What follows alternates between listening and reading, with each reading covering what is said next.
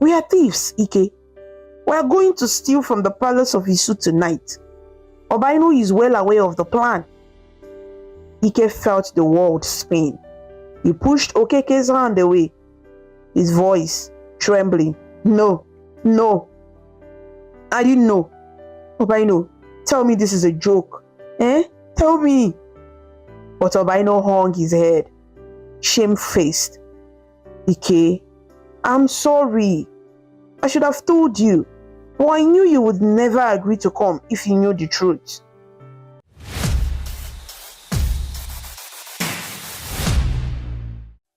Once upon a time, in the beautiful village of Udi, there lived a young man named Ikemefuna and his little sister, Nwaka. Udi was a peaceful place, nestled between green rolling hills and a winding river that sparkled in the sun. Tall palm trees and mango trees grew around the small huts, and birds sang sweetly every morning. The fields were lush and fertile, and the people of Udi were kind and hardworking. In this pretty village, Ikemefuna and Nwaka shared a simple hut with a thatched roof and walls made of red mud clay. It was a small home, but it was full of love and laughter. Ikemefuna, who everyone fondly called Ike, was a strong and handsome young man of 28 years old. Years of farm work had made his arms tough and his back strong. He had warm brown eyes and a kind smile that made people trust him.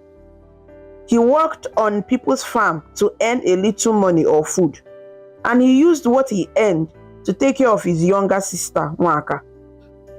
His sister was 21 years old, a beautiful and gentle young woman with bright eyes and a smile that could light up the darkest night. Since their parents had passed away, Ike had become like a father and mother to Nwaka. He loved her dearly and did everything he could to make her happy and safe. Every day, as the sun rose over the green hills, Ike would take his farm tools and head out to work. Sometimes, he tended to his own small yam patch behind their hut, and other times, he went to help on the farms of other villagers for a small wage. Nwaka would sweep the compound, fetch water from the clear stream that flowed nearby, and cook porridge or yam for their breakfast.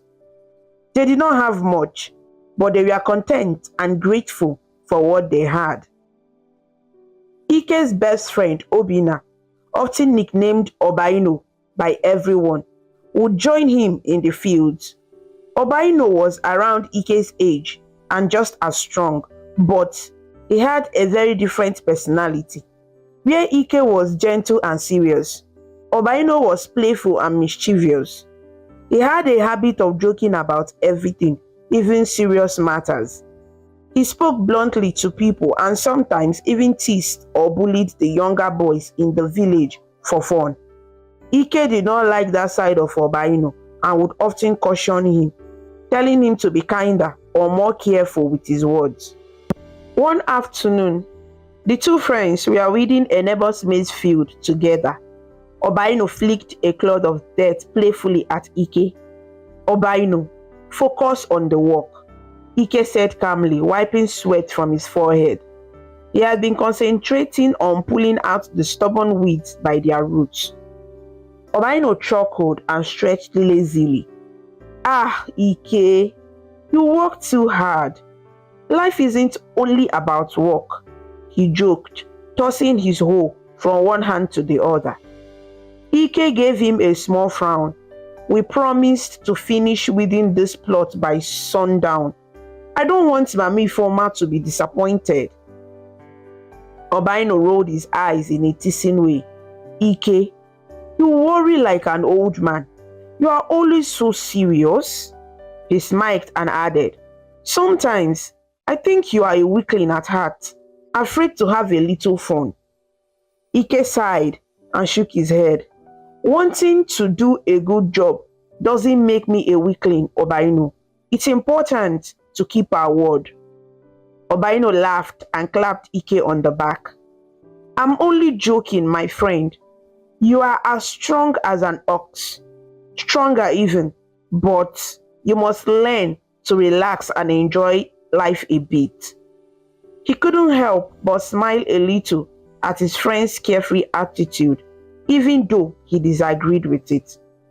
Late one afternoon, as the two friends rested under a mango tree after a long day's work, Obaino turned to Ike with excitement in his eyes. Ike, Obaino began eagerly. I have something to tell you. There is a business venture I'm going to join with a couple of friends from the next village, Isu. I want you to come with me. Ike wiped his brow and looked at his friend curiously. A business venture? What kind of business is that? Obaino grinned. They have big farms over there in Isu. My friend said they can get us work on those farms and they pay really well, far more than what we earn here in Udi. Ike frowned thoughtfully. He was always careful about big promises. How do you know these friends, Obaino? Have you worked with them before? Obaino waved a hand dismissively. I grew up with one of them, Okeke. He moved to Isu last year. We have stayed in touch, and he told me about this opportunity. Don't worry, Don't worry so much. Think about it. With the money we earn, we can fix up your hut, buy more yams and rice, maybe even get Nwaka some new clothes. Ike's eyes widened a little at the thought. It was true that they struggled at times. A good harvest or a well-paying job could make a big difference. He imagined being able to buy his sister a beautiful dress or save money for emergencies. Still, Ike felt a bit unsure. It sounds promising, Obaino. For leaving home, I have never been to Isu. How long will this work take? Not too long, Obaino said lightly. Maybe a few weeks at most. We go, work hard, make good money, and come back. Easy. Ike was silent for a moment, gazing at the golden evening sky as the sun began to set. He always thought of Nwaka and her safety. Who would take care of her if he went away even for a few weeks? Could he trust Obaino's friends? Noticing his hesitation, Obaino patted Ike's shoulder. My friend, sometimes you have to take a chance. Don't you want to improve your life? Nwaka will be fine. Our neighbors will look out for her. And it's not like Isu is at the end of the world. It's just the next village. At last, Ike gave a small nod. Okay, alright, Obaino. I will think about it. Let me discuss it with Nwaka tonight, okay? Obaino beamed, pleased with Ike's answer. Excellent. Talk to her. I plan to leave the day after tomorrow. Okeke and Ifat, the other friend, will meet us on the road to Isu. We will travel together. As the sun dipped low, painting the sky orange and pink, Ike parted ways with Obaino and headed home, his mind buzzing with thoughts. That evening, in their little hut, Nwaka served Ike a simple dinner of boiled yams and vegetable stew. As they ate by the light of a small oil lamp, Ike cleared his throat and softly said, Nwaka, my sister, he began gently. I need to tell you something very important. Nwaka looked up from her bowl, sensing the serious tone in Ike's voice. What is it, one name? Ike took a breath. Obaino has invited me to go with him to Isu village. He says there is some work for us on big farms there, and we could earn a lot of money. Nwaka's eyes widened with concern and surprise. Isu village? That's far. How long will you be gone? Maybe a few weeks, Ike answered. Obaino said it wouldn't be too long. I haven't decided yet, but I wanted to hear your thoughts. Nwaka set down her bowl, worry evident on her face. Ever since their parents passed away, she relied on Ike for guidance and safety. The thought of him leaving even for a short while made her anxious. Brother, you know I support you in everything. If this will help us, then it could be a good thing. But I'm afraid, oh Jonathan, I have never been without you here. Ike reached across and held her hand reassuringly. I know, Nwaka. I'm a little nervous too. But we have neighbors and friends here who will look after you while I'm gone. And with the money I earn, I can buy you nice things and maybe even save so we won't struggle so much. Nwaka bit her lip. She understood Ike's reasoning. He always wanted to provide for them. Just promise me you'll be careful, Ike. I have heard that sometimes people go to other villages and end up in trouble. I don't know Obaino's friends, but please, if you feel something isn't right, come back home. No amount of money is worth your safety. Ike nodded earnestly. I promise you, name. I'll be careful. I will come back as soon as I can. Don't worry. Uja Tonage. They finished their dinner quietly.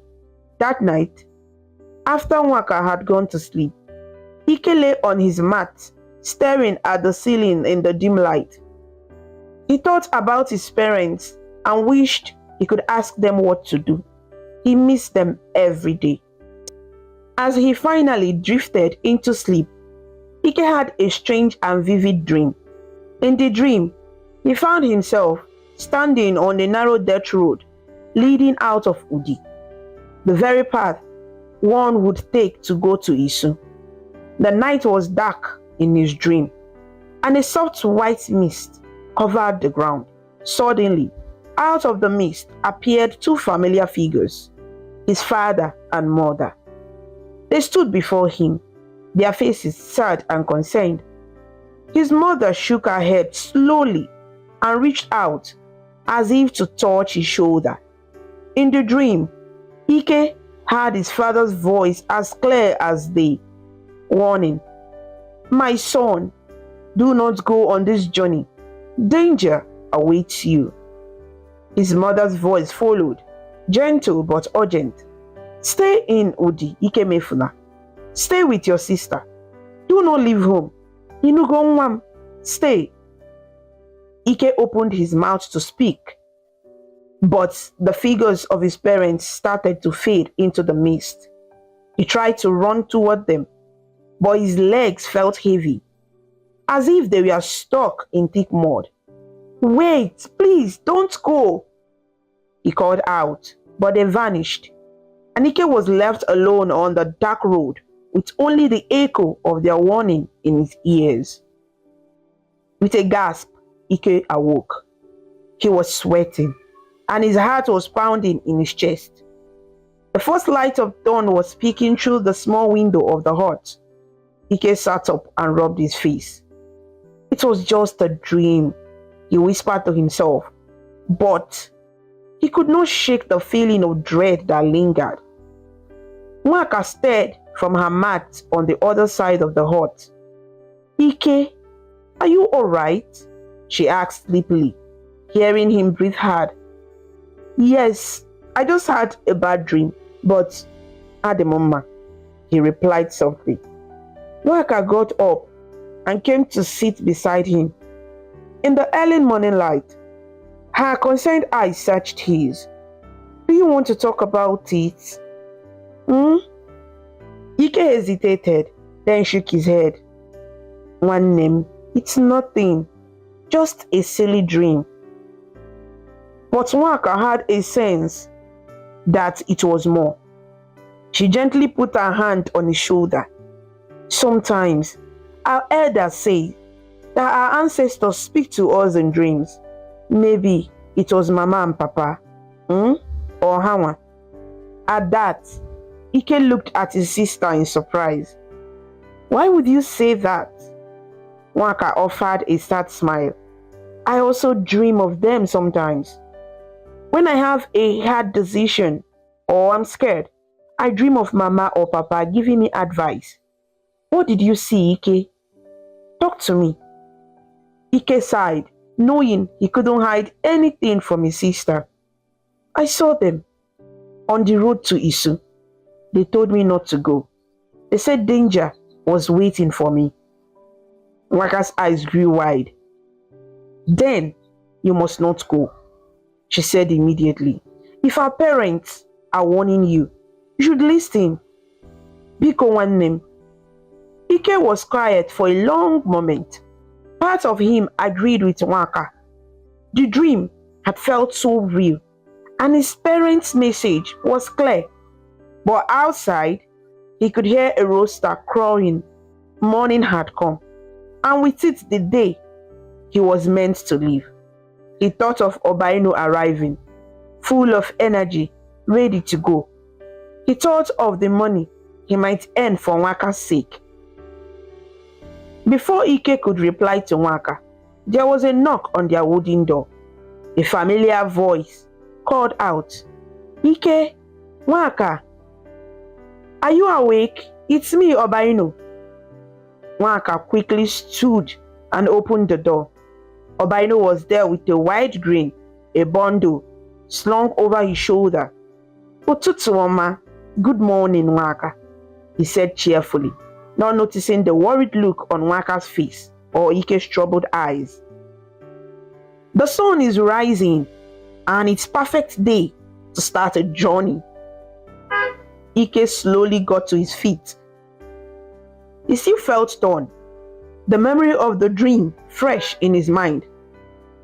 Obaino, I am not sure I should go anymore, he said quietly.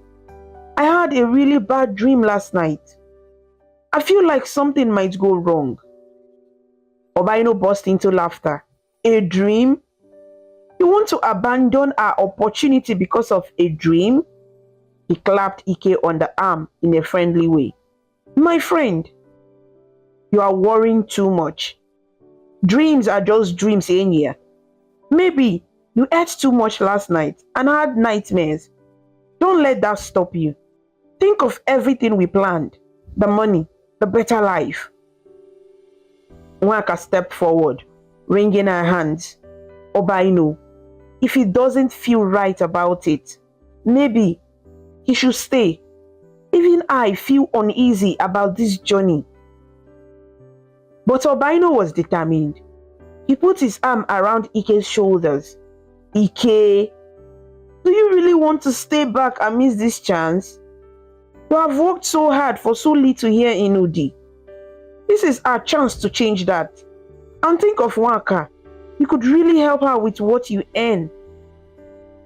Ike looked at his sister's worried face and then at Obaino's confident, smiling face.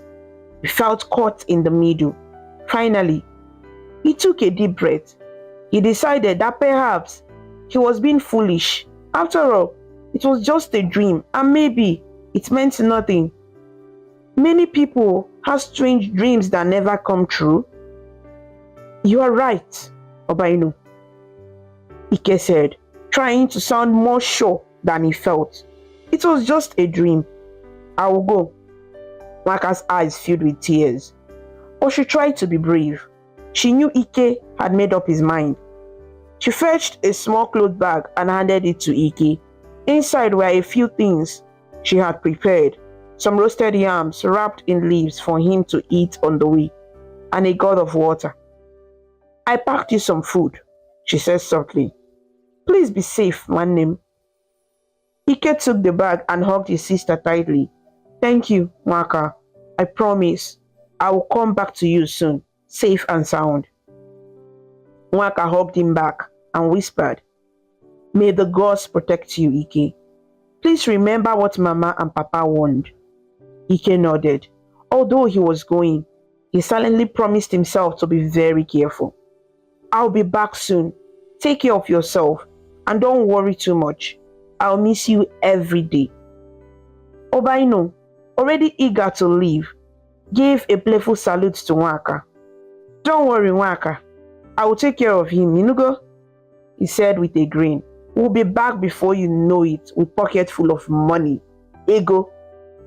With that, Ike and Obaino set off. Nwaka stood by their hut, watching as the two friends walked down the village path and out of sight. Her heart felt heavy, and she silently prayed that her brother would return safely. The morning sun climbed higher, and the village of Udi went about its day. But Nwaka remained at the edge of the compound for a long time, hoping she hadn't just said her final goodbye to her only brother. The journey to Isu village took most of the day. Ike and Obaino walked along a dusty path that wound through forest and crossed gentle streams. The sun climbed higher, and the day grew warm. They passed other travelers now and then, villagers carrying firewood on their heads or hunters returning from the bush with their dogs trotting by their side. Along the way, Ike tried to push away his worries.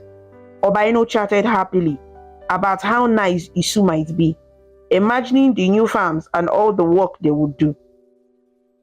A few miles outside Udi, as planned, they met up with Obaino's friends from Isu. Two young men were waiting under a big baobab tree by the side of the road. One was tall and broad-shouldered, with a friendly smile. This was Okeke. The other was a bit shorter but lean and muscular, with sharp eyes that seemed to take in everything. This was Ifeatu. Obaino greeted them with excitement, exchanging handshakes and a hug. Ike, come meet my friends. This is Okeke, my childhood friend I told you about, and this is his cousin Ifeatu. Ike felt a little shy, but he greeted them politely, bowing his head slightly as was respectful. It's nice to meet you, Okeke and Ifeatu. Thank you for inviting me to join this work. Okeke smiled and patted Ike's arm. Any friend of Obaino's is a friend of ours. We are happy to have you along, Ike. No. Ifeatu gave a quick nod. Welcome, he simply said. His voice was quiet, but there was a certain edge to it that Ike noticed. Still, both men seemed friendly enough at first glance. After a short rest under the tree and a drink of water from their gourds, the four men continued on their way to Isu. They talked as they walked, mostly with Obaino and Okeke leading the conversation. Okeke asked about Udi, and Ike described their village with pride, how the river shone on the morning sun and how kind the people were. Obaino cracked jokes here and there, making everyone laugh, though sometimes Ike felt Ifeatu's laughter was a bit forced or hollow. By late afternoon, they arrived at Isu. Ike could immediately see that Isu was larger and busier than Udi. The village had many more huts and even some houses with mud walls that were painted with patterns. There was a lively market square at the center where traders were selling yams, clothes, pottery, and spices. The sounds of people bargaining and children playing filled the air. In the distance, on a small rise of land, Ike spotted what looked like a large compound with high walls, the palace of the king of Isu, he guessed. It was the first time Ike had ever seen a king's palace, even from afar, and he felt a mix of awe and nervousness.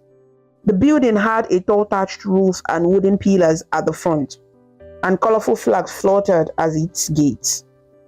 Welcome to our humble home, Okeke said as they walked through the busy market streets. He led them to a quieter area on the edge of the village. There stood a hut where Okeke and Ifeatu lived.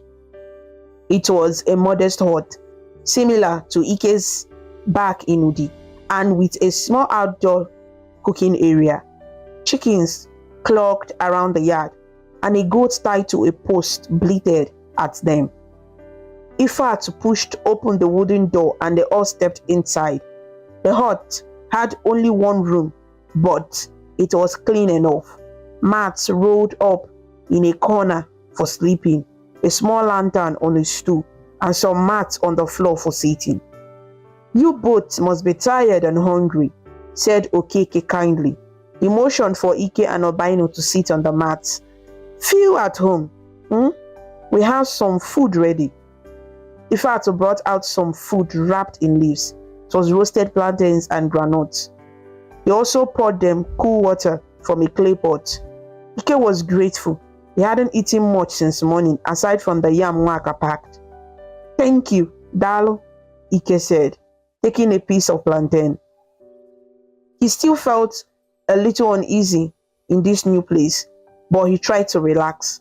Okeke and Ifeatu were being good hosts, and Obaino was completely at ease, joking and chatting. As they ate, Okeke said casually, "We will rest tonight and maybe tomorrow as well.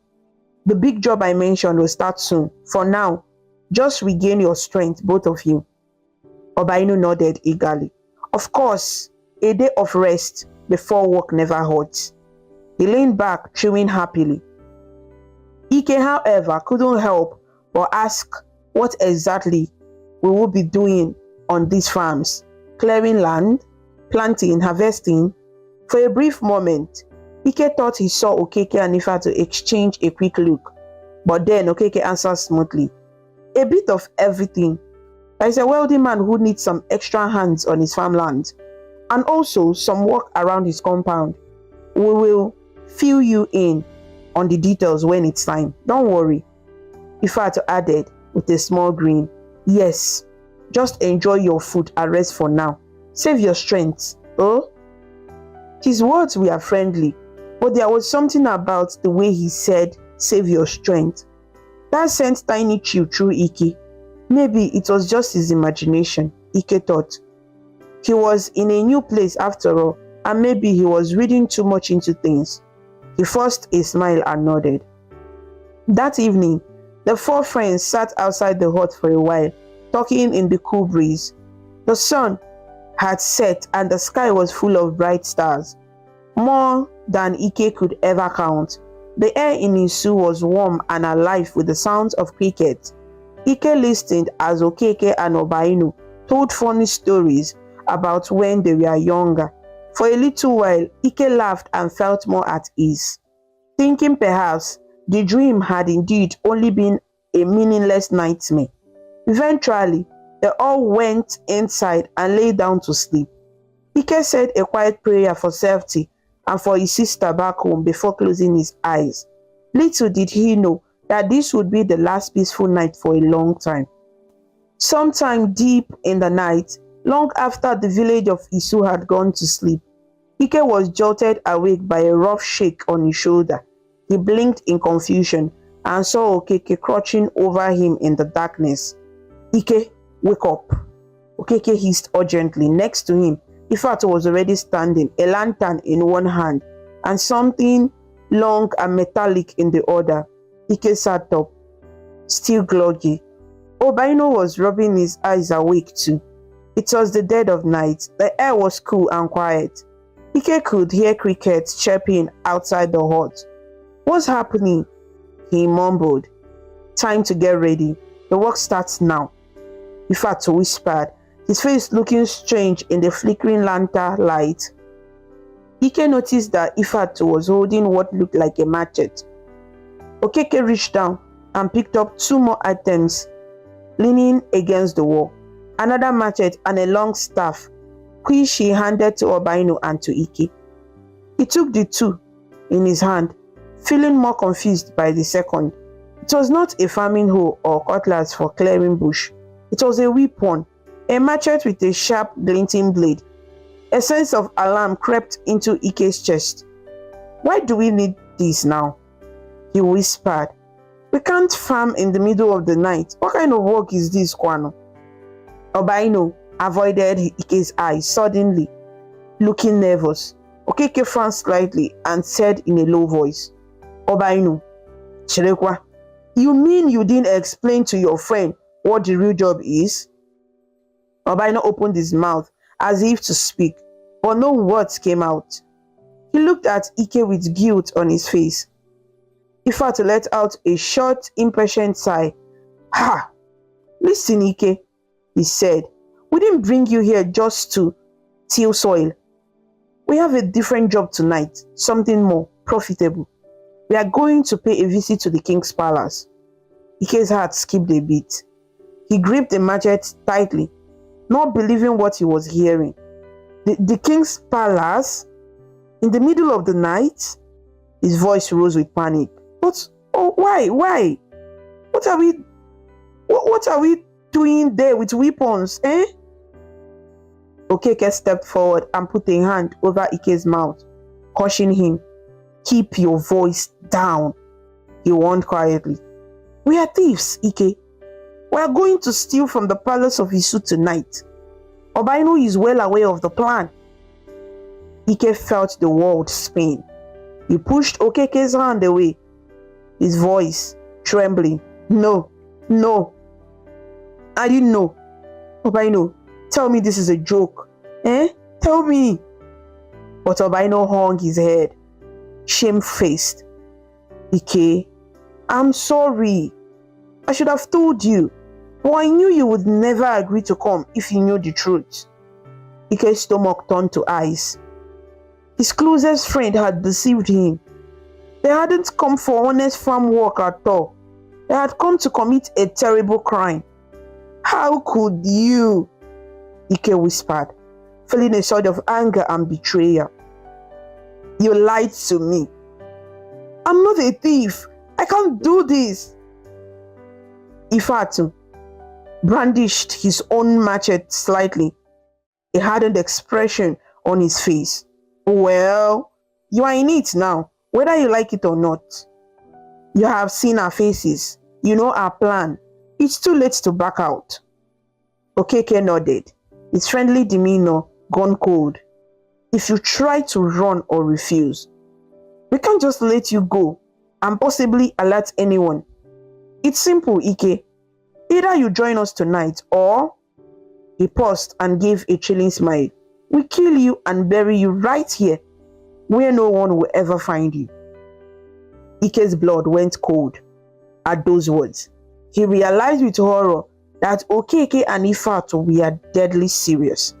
He glanced at Obainu, hoping his friend would intervene. But Obainu only managed to mumble, Please, Ike, just come with us. It will be fine. We'll get the money and leave quickly. Think of your sister. Think of everything we'll gain. Ike felt trapped. He was unarmed in a strange village, up against 3 desperate men in the dead of night. Even his own friend was siding with them. His mind raced, thinking of Nwaka. He had promised to come back to her. He didn't want to steal. His heart rebelled at the thought of hurting anyone or taking what wasn't his. But if he refused, he might never see Nwaka ever again. With a shaking voice, Ike finally said, I have no choice. I will go with you, but please, nobody should be hurt. I want no part in hurting innocent people. Okeke smiled. As long as they cooperate, nobody will be hurt, he said, then turned to the others. Now, quickly, we must move. There is no time. They tied dark cloth masks around their faces to hide their identities.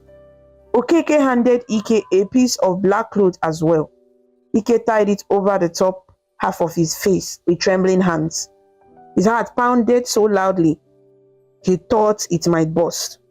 Outside, the village was silent and bathed in darkness, with only silvers of moonlight filtering through the clouds. Okeke led them behind some bushes near the hut where 4 horses were quietly tethered. Ike realized with a jolt that this had been prepared in advance. The men had planned this carefully. Get on, Ifatu ordered in a harsh whisper as he swiftly untied the horses. Ike had rarely ridden a horse, but tonight he was forced to. Awkwardly, he climbed onto the nearest horse's back. His hands were clammy as he gripped the reins. Obainu and Okeke mounted their horses, and Ifat swung onto the last one, balancing his gun, a long hunting rifle, across his back. Without another word, they set off at a gallop through a back route, avoiding the main path of the village. The only sounds were the thudding of hoofs on the earth and the night wind rushing in Ike's ears. Ike's heart thudded even faster. He prayed silently, "Please, let no one die tonight. Let this be over quickly." They approached the king's palace, which stood a small distance from the rest of the village, surrounded by a high wall and guarded by royal guards even at night. Ike could see the torches flickering at the gate and along the walls. There were indeed guards at the entrance, 2 men armed with spears. Okeke signaled for everyone to dismount at a hidden spot among some trees. They tied the horses to the trees and crept closer on foot. Ike's hands were shaking around the machete handle. He had never done anything like this in his life. His throat was dry, and he felt as if he might be sick from fear. Ifat reached into a small leather pouch at his side and brought out a handful of some kind of powder. He whispered, "Stand back," to the others. Ike watched with wide eyes as Ifat blew the powder from his palm into the air in the direction of the palace gate. The fine dust floated and drifted towards the unsuspecting guards. Within moments, Ike saw the guards start to sway on their feet. One guard yawned and slumped against the wall, sliding down as if he had suddenly fallen asleep. The other guard tried to rouse his partner in confusion, but then he too yawned widely, stumbled, and collapsed to the ground fast asleep. The powder had worked like magic. Ike stared in astonishment.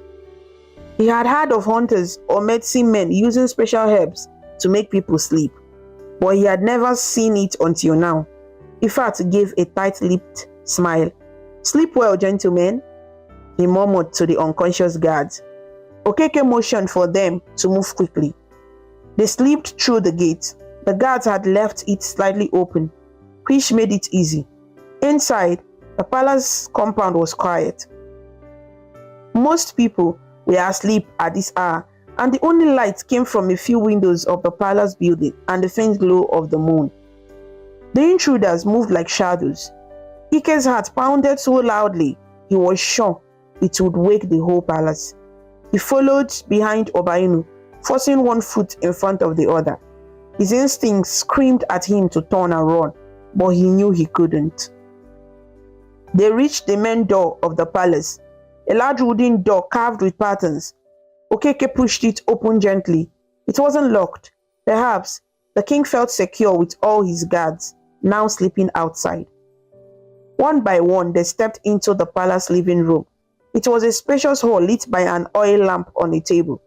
The walls were decorated with woven mats, and there were wooden chairs and a throne-like seat at one end. At a large carved table in the center, an elderly man, the king of Isu, sat poring over some scrolls and documents, likely doing some late-night reading or accounting. When the king looked up and saw 4 masked strangers armed with weapons in his living room, he froze in shock, then let out a scream of alarm, stumbling to his feet. "Guards! Guards!" he shouted instinctively. But the guards outside were fast asleep and did not hear his cries. Within seconds, the queen, a graceful woman in a night robe, came rushing in from a side door, and right behind her came a young woman in a long gown, Princess Obioma. The princess had been awakened by her father's shout. She was perhaps around 22 or 23 years old, with the radiant beauty of youth and kind, intelligent eyes. Ike recognized her from a distance. She was the same princess who had visited Udi years ago, though now she was grown, but in this moment, Ike was too filled with dread to think much about the old memory. "Who are you? What do you want?" the king demanded, trying to sound brave, though His voice trembled. He stepped protectively in front of his wife and daughter. Okeke stepped forward, pointing a machete toward the king. "Your money and your gold, your highness." Okeke spat out the last word sarcastically. "Bring out all the valuable you have, and nobody will get hurt." The queen clutched the princess, both women terrified. Princess Obioma's eyes were wide above the scarf she had hastily wrapped around her shoulders. The king shook his head and said, "We have little of value here, just our clothes and household items. The treasury of the kingdom isn't kept in the palace." "Lies," snapped Ifatu, moving swiftly to the side of the room. He had the hunting gun now raised and pointing directly at the king. "Every king has gold, and if it's not here, you must have riches of some sort. Jewelry, ivory, coins. Don't play games with us." The king raised his hands, trying to calm the situation. "Please, put down your weapons. If you are hungry or poor, we can talk this out. Don't hurt anyone." "I swear, there is very little here for you to take." Obaino backed out. "Stop talking and start gathering whatever you have now." He too sounded nervous as he tried to sound menacing. Ike stood near the doorway, clutching his machete but holding it low. His heart was pounding painfully. This was exactly the kind of situation he had feared. He had to do something, but he was just one man and the others were dangerous. He decided he would not raise his weapon unless absolutely necessary. Deep inside, Ike wished he could just protect the family and stop this madness, but he felt helpless. Okeke thrust a sack at the king. "Fill this up, or we will search the palace ourselves after we deal with you." The threat in his voice was clear. At that moment, Ifatu's attention shifted to the young princess, who was pressed against her mother. Ike could see a cruel grin in Ifatu's eyes. Ifatu moved towards the woman, brandishing his gun. "Perhaps the good king needs motivation. How about I start with the princess here?" He sneered. Princess Obioma let out a frightened cry, and the queen shielded her with her arms. "No, please." The queen begged. "Leave our daughter alone, please." The king stepped forward desperately. "No, don't hurt her. Please, whatever you want, we'll give it to you. Just don't harm my family." Ike felt his chest tighten. This had gone too far. He couldn't let an innocent young woman be killed, not when he could do something. He remembered Nwaka's face and imagined if that were his sister being threatened. The thoughts made his blood run hot with anger and fear. Ifatu cocked the old hunting rifle, preparing to shoot. "Last chance, your highness," he said coldly, now aiming the gun at Princess Obioma's heart. "Give us everything of value, or you'll watch your daughter die first." "No," Ike shouted, stepping forward with his hands out. "Don't. Please don't hurt her." All eyes turned to Ike. The king and queen looked surprised that one of the thieves was speaking out to protect their daughter. Okeke gave Ike a furious glare, and Obaino looked at Ike in panic, shaking his head as if to say, "Stop talking."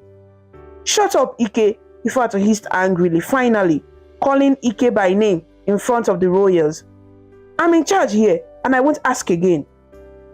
Seeing that the king had not moved to produce any treasure, and perhaps fearing the commotion would attract attention, Ifatu's finger tightened on the trigger. At that split second, Ike's body moved on its own. He saw Ifatu fire the gun with a loud bang, and bright flash exploding from the muzzle. Ike leaped forward with all his might and threw himself in front of Princess Obioma. It happened so fast. One moment, there was a deafening gunshot echoing in the hall. The next, searing pain tore through Ike's shoulder and chest as the bullet meant for the princess struck him instead. Ike felt like a hot iron had been driven into his body. The force knocked him backward, and he fell to the ground hard, dropping his machete with a clang. Princess Obioma screamed as the stranger in the black mask took the shot for her and collapsed at her feet. The queen gasped and held her daughter, trying to pull her back, but the princess broke free and knelt beside Ike. Ifatu, Okeke, and Obainu were stunned for a second. None of them had expected Ike to do that. "Ike, you are a fool!" Obainu cried out in shock and dismay. Blood was spreading through Ike's shirt from the wound. Ike coughed, feeling dizzy and faint. He had saved the princess, but at what cost? In the chaos, they had shouts from elsewhere in the palace. The noise had finally roused some servants or guards from further inside. Ifatu realized their time was up. "We have to go now," he yelled to the others. Okeke didn't need to be told twice. He bolted for the door. Obainu stood for a heartbeat longer, staring at his friend, Ike, lying on the floor. "Ike!" he whispered, regret flashing in his eyes. But when he saw shadows of approaching people down a corridor, fear took over. Obainu turned and fled with Okeke and Ifatu, disappearing into the night the way they came, leaving Ike behind. The king, recovering from the shock, rushed to his daughter and the fallen man. "Are you hurt?" he asked Princess Obioma, gently touching her face. "I'm fine, father." But Princess Obioma looked down at the masked man who had saved her. Ike was barely conscious, groaning in pain. She quickly pressed her hand over his wound to slow the bleeding. "We need to help him, father." The queen picked up the fallen lantern and brought it closer, illuminating Ike's face. The mask had slipped down around his neck when he fell. In the warm light, Princess Obioma saw Ike's face clearly for the first time and gasped softly. She knew that face, the kind eyes, the shape of his jaw. Though older now, it was undoubtedly the face of the young man who had saved her from drowning years ago. "Father, mother, I know him," Obioma exclaimed, tears in her eyes. "It's the young man from Udi village, the one I told you about, who saved me at the river 5 years ago. It's Ikemefuna." The king's eyes widened in astonishment. Remember that incident now. His wife had taken Obioma to visit relatives in Udi, and the princess had almost drowned. A brave villager had rescued her, but left before they could properly reward her or thank him. Could this injured young man truly be the same person? Princess Obioma nodded frantically, pressing down on Ike's wound to stop the bleeding. "It's him. He saved my life then, and he saved me again tonight." Ike's eyes fluttered open slightly. He was in terrible pain, but he felt a soft hand against his shoulder and heard voices around him. He struggled to focus and saw the princess's face hovering around his, full of concern and alarm. In his fading mind, he recognized her too, the girl he had pulled from the river years ago. He managed a weak, reassuring smile, even as he winced. You are safe. That's what matters," he whispered, barely audible. Princess Obioma felt tears roll down her cheeks. "Stay still," she said gently. "You are going to be all right. Please hold on." The queen turned to the king urgently. "We must call the physician now, or he will bleed to death." The king, coming out of his astonishment, agreed at once. He shouted orders. "Guards, wake the physician now and secure the palace. There may be more of those thieves around." Some servants and guards, who were now staring and alarmed, hurried to obey. Runners were sent to fetch the palace physician in the dead of night. Princess Obioma stayed by Ike's side, refusing to leave him. She tore a stripe of cloth from her own shawl and, with her mother's help, pressed it firmly against Ike's wound to stanch the bleeding. Ike drifted in and out of consciousness, the world around him a blur of pain and dim light. But he felt gentle hands tending to him and heard the princess's voice speaking softly, telling him he would be okay. Within minutes, the palace physician arrived. a grey-haired man carrying a leather bag of medicinal herbs and instruments. He ordered Ike to be carried to a nearby chamber with a proper bed. Carefully, some guards lifted Ike and moved him, with the princess walking alongside, holding his hand to comfort him. All the while, Princess Obioma's words echoed in the king's ears. The man had twice saved his daughter's life. The king's feelings were conflicted. Ike had been among the thieves threatening his family, yet he sacrificed himself to protect Obioma. It was clear Ike was not like the others. The king exchanged a look with his wife, who also appeared concerned and thoughtful. In the palace small clinic chamber, the physician walked quickly by the lamplight. He cleaned the gunshot wound with water and herbs that stung, then carefully removed the bullets, which had luckily passed through Ike's shoulder without shattering the bone. Ike groaned and cried out during the procedure. Despite being only half conscious, Princess Obioma winced at Ike's pain, but held his hand and murmured soothing words, encouraging him to be strong.